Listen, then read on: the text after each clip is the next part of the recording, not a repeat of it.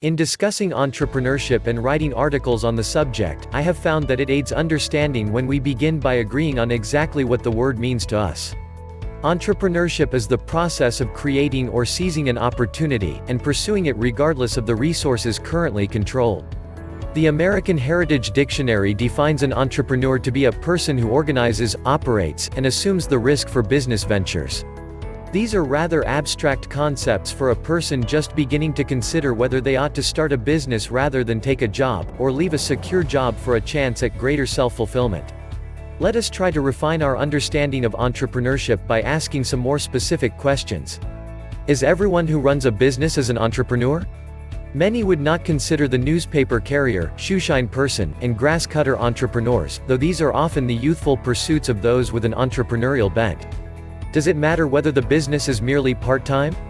Whereas some part-time activities are hobbies or undertaken to supplement income, some entrepreneurial ventures can be tested in the marketplace on a part-time basis.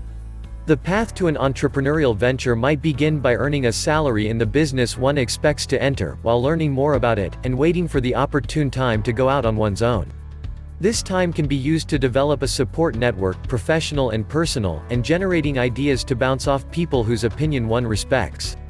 At what scope does self-employment become a venture? The primary objective of many self-employed people is merely to employ themselves, and others if necessary, at a moderate to good salary. Some are even willing to eke out a living to do what they enjoy. This approach is often referred to as a lifestyle business and is generally accompanied by little, if any, plan for growth. These questions are intended, not to develop a precise definition of entrepreneurship, but to help us understand our attitude toward its many forms of expression. We may each answer these questions differently, yet all answer appropriately within our frame of reference. Entrepreneurship is more of an attitude than a skill or a profession. Some of us may prefer a corporate or public service career path, but many would choose an entrepreneurial opportunity that feels right. Would you consider a person who inherits a business as an entrepreneur? From the point of inheritance on, it is their own money and financial security at risk. They could sell the business, invest the proceeds in blue-chip stocks, and live off dividends. Some might consider managing a personal stock portfolio for a living as an entrepreneurial venture. Would a person who inherited a small or marginal business, then took it to new dimensions, be considered an entrepreneur? The inheritor could have tried merely to keep it going, or even to pace the business decline to just carry them to retirement. In a family-held business, long-term success is often a central goal. Are franchise owners entrepreneurs? Many feel that, for those who have access to the large upfront investment, franchises are sure things. For many, operating a franchise is similar to investing in blue chips, a relatively sure thing with generally unexciting returns.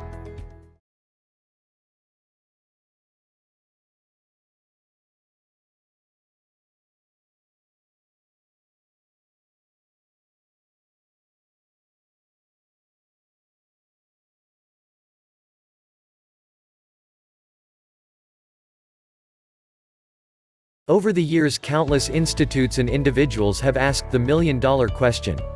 What makes an entrepreneur an entrepreneur? What traits or characteristics are inherent to a successful entrepreneur, and are one born with those traits? There's great news. Successful entrepreneurs are born every day. Some people believe an entrepreneur is born, while others believe an entrepreneur can be taught. Some believe an entrepreneur is like an artist, either you have it or you don't. Some see entrepreneurs as leaders that are focused, disciplined, competitive, and charismatic, while others see them as huge risk-takers. And all of these analogies are right to some degree.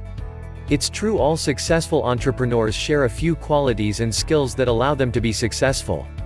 These inherent qualities can be taught, but they often seem to be an inherent driving force that sends individuals down the path of being in business or formally training for a career in business. Entrepreneurs see the world differently. They can see the world as a system. They can see something in its entirety and as an integrated unit, and they seem to possess the ability to see the opportunity within the global picture. They are what is called a system thinker. There are other characteristics they possess. Entrepreneurs possess an overpowering need to achieve and tend to be very competitive against themselves. They are continuously trying to outthink themselves and others, and they are constantly looking for the edge. This is a process that occurs as naturally as breathing and as a driving force behind most entrepreneurs. They have the determination and dedication to follow through with commitments, and they always appear confident and in control. You'll notice they also possess a positive atmosphere. They are of the mindset I can, and I will. They are not afraid of failure because failure is not in their vocabulary, nor is it an option. They are objective but can weigh risks realistically within the big picture. They have an uncanny ability to anticipate developments, which gives them the edge on many competitive situations. Entrepreneurs seem to feel right from their gut, call it instinct. They are a resourceful group that possesses excellent problem-solving skills and can diligently work through obstacles as they occur. Entrepreneurs are excellent communicators and recognize how important clear and concise communication is to their success. They also possess a sound working knowledge of the business they are involved in. When it comes to successful entrepreneurs, it's a question of what came first, the chicken or the egg. Is it inherent qualities that we are born with that lead us to be entrepreneurs, or is it when we choose to become an entrepreneur that we develop the skills and qualities of success? That's a question we shall leave to the great debaters to resolve. What is for certain is that successful entrepreneurs are born every day, and that you too can be a successful entrepreneur by developing the skills of success.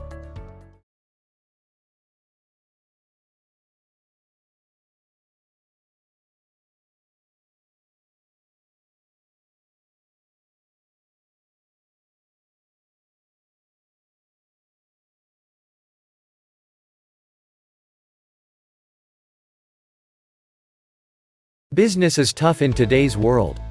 Most small businesses go bankrupt or are closed abruptly in the first 5 years. Over the next 5 years, many of the remainders also pack up shop and lock their doors. Why do so many businesses fail? The reasons lie in 3 main spheres. Those spheres of influence can be labeled personal, customer, and operations. The personal sphere deals with the owner's personal motivation to start a business. For example, if an owner wants to start their own business but isn't willing to make the sacrifices necessary to make it thrive, then they are at a disadvantage when compared to other motivated businesspeople.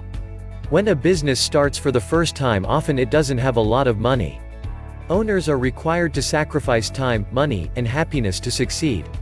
If you can't do that, it is unlikely that such a business will flourish. Many times owners thought they could handle the hardship, but once the novelty of being your boss wears off, they close the door. The customer sphere is one of the most important components of your business. Without customers you do not have sales, without sales you do not have money, and without money, you do not have a business. Many factors go into generating a good customer base. In the beginning, you must have a cost-effective marketing strategy that targets your intended buyers. This can be done by developing a psychological profile of your customers and then advertising in those places that they frequent. Because it is more expensive to get a new customer than it is to keep one, you must make sure they are satisfied with your business and product. Keep in touch with them by sending them a follow-up letter with a survey. The operations sphere is only second to the customer sphere. In operations you must have an appropriate method of reducing costs, keeping track of paperwork, and maintaining improvement. Operations can also take into effect the tax paperwork, accounting, scheduling of workers, benefits, or any non-producing functions.